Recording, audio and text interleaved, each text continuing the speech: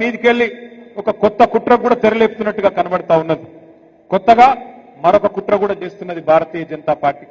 మీరు చూసింటారు ఇవాళ పేపర్లలో సీట్లు పెరుగుతున్నాయి, అసెంబ్లీ సీట్లు, పార్లమెంట్ సీట్లు అని ఇవాళ పేపర్లో మీరు చూసే ఉంటారు. కానీ అందులో కూడా ఏదో కుట్ర జరుగుతున్నట్టుగానే కనబడతా ఉన్నది. ఎందుకంటే బయటికి ప్రధానమంత్రి మాట్లాడినప్పుడు, నిన్నగాక మొన్న కేంద్ర మంత్రి కిషన్ రెడ్డి మాట్లాడినప్పుడు 50% సీట్లు పెంచుతున్నామని చెప్పిండ్రు. అంటే 110 ఉంటే 179 అవుతుంది, 60 సీట్లు పెరుగుతాయని చెప్పాను. 17 సీట్లున్నాయి పార్లమెంట్ లో, 26 అవుతాయని చెప్పిండ్రు. కానీ బిల్లు పెట్టిండ్రు, రేపటి నుంచి పార్లమెంట్ పెట్టిండ్రు.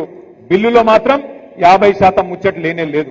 అంటే చెప్పేదొకటి చేసేదొకటి.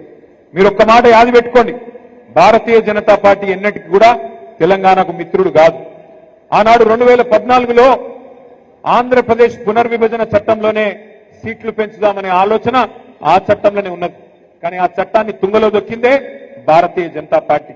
మళ్ళీ ఈ రోజు సీట్ల పెంపు పేరు మీద మళ్ళీ కొత్త డ్రామా చేస్తూ మహిళా రిజర్వేషన్ అని చెప్పి తీసుకొస్తా ఉన్నారు. మహిళా రిజర్వేషన్ కు మేము అనుకూలమే. మహిళా రిజర్వేషన్ ఖచ్చితంగా సమర్థించిందే కేసీఆర్ గారు, మన పార్టీ. శాసనసభలో, శాసన మండలిలో తీర్మానం చేసి కేసీఆర్ గారి నాయకత్వంలో మహిళలకు ఖచ్చితంగా చట్టసభల్లో 33% ఇయ్యాల్సిందే.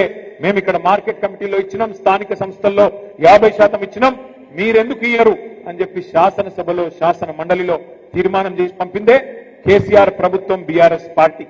దాని విషయంలో ఇబ్బంది లేదు.